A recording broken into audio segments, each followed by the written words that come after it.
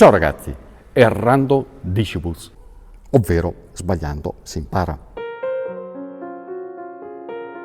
Questo ad esempio serviva a cavare le radici dei denti, quello è chiamato pappagallo, ugualmente faceva leva, quindi un dolore, una cosa impressionante.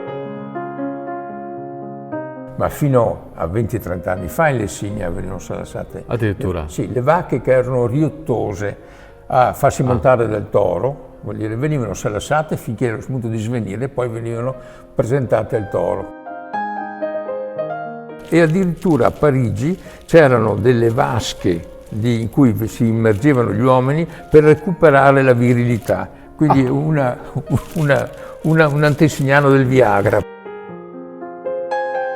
Sono cinghie di contenimento dei pazzi, quindi venivano messe questa cintura qua e veniva preso sto gancio qua.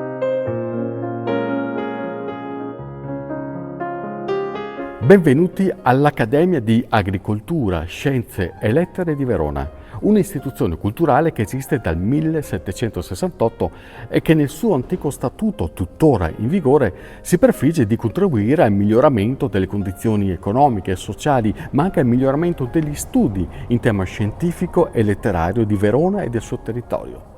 Ma si prefigge anche di preservarne il patrimonio culturale e infatti qui dentro sono custoditi dei volumi e delle collezioni storiche di elevatissimo valore documentale che sono anche tuttora un riferimento importante per studiosi, appassionati, ricercatori e anche per i professionisti.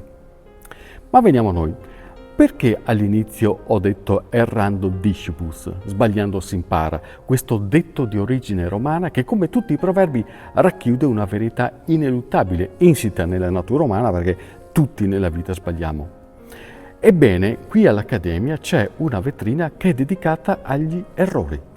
Errori però che riguardano un ambito particolarmente significativo e molto delicato perché tocca da vicino la nostra vita, ovvero l'ambito medico, gli errori della medicina nella storia. Questa vetrina raccoglie un centinaio di strumenti chirurgici antichi che sono stati scelti per illustrare 4 errori clamorosi fatti nella storia della medicina stessa.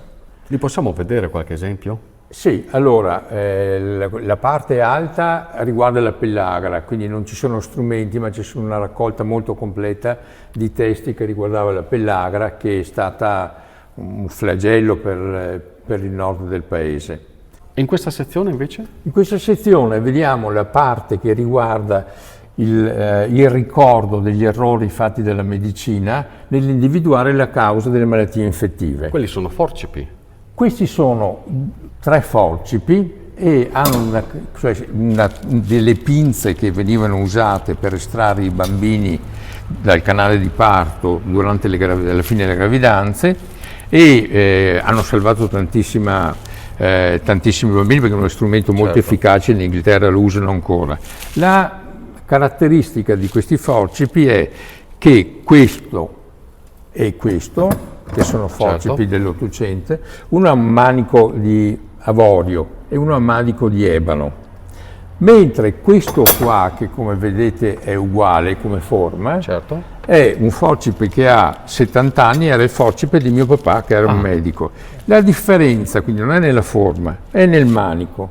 Il manico è d'acciaio perché a un certo momento, intorno alla fine dell'Ottocento, si è capito che bisognava sterilizzare gli strumenti, mentre questi non erano sterilizzabili ovviamente perché se venivano messi in acqua bollente o in acido si rovinavano i manici. E quindi il fatto di vedere dei manici che non sono d'acciaio è un indice sicuro che erano attrezzi della prima metà dell'Ottocento circa. Anche qua potete vedere tutta una serie di strumenti di quel periodo. Questo ad esempio serviva a cavare le radici dei denti, quello è chiamato pappagallo, ugualmente faceva leva, quindi un dolore, una cosa impressionante. E anche questo, le caratteristiche che hanno è che sono tutti quanti immanicati in legno. Quindi il rischio di infezione era altissimo. Esattamente.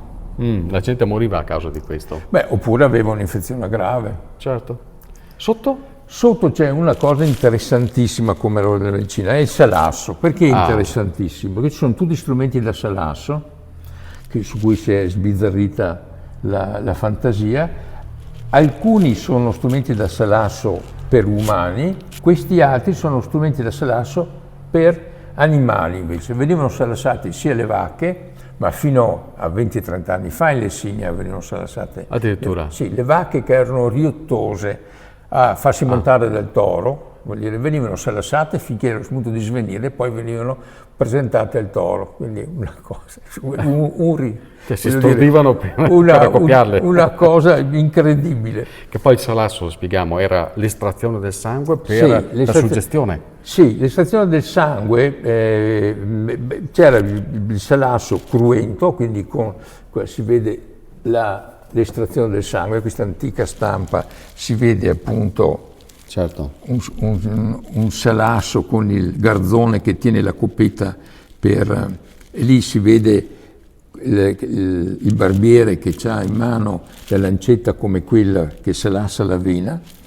Il sangue veniva raccolto perché poi il salassatore veniva pagato a seconda della quantità di sangue che estraeva. Ma qual era la convinzione di fondo? Perché si faceva il salasso? La convinzione di fondo era un'errata interpretazione dell'ipotesi degli umori di Galeno. Quindi c'era la convinzione che uno stava male perché aveva uno squilibrio degli umori e quindi tra gli umori quello importante veniva considerato il sangue e quindi pensavano che togliendo il sangue sarebbe riequilibrato l'armonia dell'individuo. È un tipo di terapia che è stato molto amato dalla popolazione.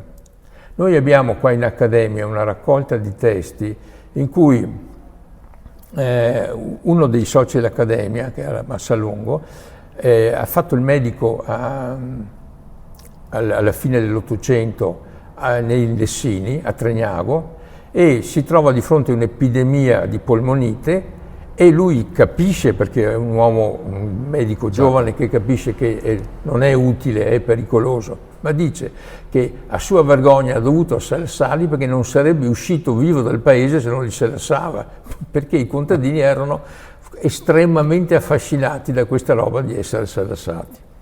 Questi invece sono coppette da salasso incruento, veniva creato un vuoto all'interno, poi venivano messe sulla pelle e si pensava in questa maniera che sarebbe stato, gli umori si sarebbero raccolti in quest'area qua. Gli umori peccanti. Peccanti. Quanta gente è morta a causa dei salassi? Beh, di questi qua sicuramente no, quelli non servivano assolutamente a niente. Di quelli cruenti erano stati indeboliti, è andato avanti migliaia di anni. Tra l'altro con vittime eccellenti. Ah sì, Cavour per esempio è morto, ha preso la malaria, lui era un cultore delle risaie, nelle sue risaie a Vercelli, ha preso la malaria e la malaria l'hanno curata col salasso e lui è morto dissanguato, indebolito. E poi c'è la frontiera dell'elettricità.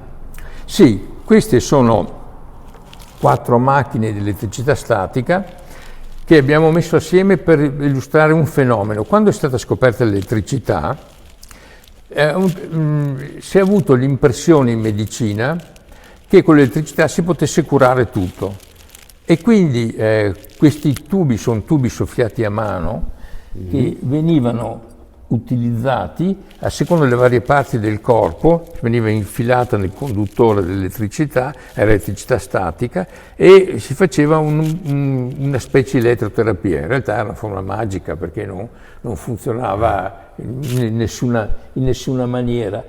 Ad esempio pensavano di curare con questa maniera qua, pensavano di curare la tubercolosi addirittura e addirittura a Parigi c'erano delle vasche in cui si immergevano gli uomini per recuperare la virilità, quindi un antesignano del Viagra praticamente. Pure. E queste? Questa è una parte che dobbiamo ancora sistemare e le abbiamo recuperate in extremis quando hanno demolito il manicomio di Caprino. Ah, qui sono le cinghie di... Sono cinghie di contenimento dei pazzi. Quindi venivano messe la cintura qua e veniva preso sto gancio qua e certo. venivano legati al muro. Quindi adesso bisogna che li sistemiamo, ci vorrebbe tempo e spazio. E questi invece cosa sono? Questi sono 4 esemplari del Settecento di attrezzi per la purga. Ah, clisteri. Clisteri sono dei clisteri che erano il contraltare, diciamo, del salasso, perché servivano d'altra via a togliere gli umori. Ho capito. Perché ha voluto creare una sorta di piccolo museo degli errori? Perché io ho insegnato diversi anni all'università e ho visto come i giovani medici adesso escono con una quantità di informazioni enorme. Escono anche con una tendenza a pensare che tutto sia possibile. E questo è un errore clamoroso, perché voglio dire, l'errore è la base della nostra costruzione scientifica. E quindi riflettere sugli errori enormi, alcuni sono durati appunto migliaia di anni, aiuta a capire i limiti teorici che ha la medicina come tutte le altre scienze. Quindi aiuta a far crescere la professionalità? Sì, questo è stato proprio costruito come museo didattico. Li facciamo vedere agli studenti dei licei che chiedono di venire a vedere, raccontiamo queste storie, e agli studenti di medicina. L'Accademia, come dicevo all'inizio, rappresenta un fulcro culturale di grande valore, incorporato nelle migliaia di volumi di collezioni che sono custoditi qui dentro, tutte consultabili, specchio insomma di una centralità che viene riconosciuta a questa istituzione ormai da secoli nella promozione della cultura veronese. Ed è stato proprio questo aspetto ad attirarmi qui, ovvero il fatto che è aperta a tutti. Perché di solito, quando si parla di luoghi accademici, di contesti di questo tipo, si pensa a dei luoghi avvolti in un'aura di onniscienza che li fa apparire inarrivabili o comunque riservati soltanto a un pubblico molto erudito. In realtà, il patrimonio culturale che c'è qui dentro è a retaggio di tutti, perché tutti possono venire a consultare la saggezza che è intrisa e scritta all'interno dei volumi che qui si possono trovare. Che ruolo ha oggi l'Accademia?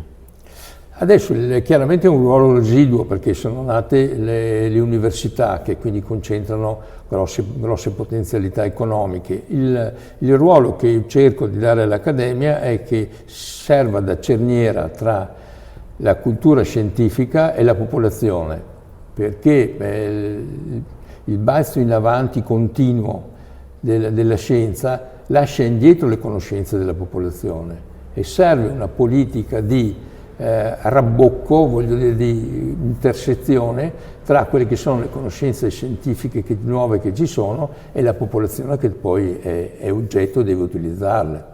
E poi c'è la sede bellissima Palazzo Erbisti, proprio qui in centro città. Se volete fare una visita basta che andiate sul sito, ci sono degli orari definiti ma molto accessibili, e poi potete fare o la visita così come ve l'ho fatta vedere io in questo video, oppure potete scegliere gli argomenti che più vi aggradano. Vi assicuro che le sorprese non mancano. Una visita culturale ampia, approfondita, ma anche, perché no, divertente.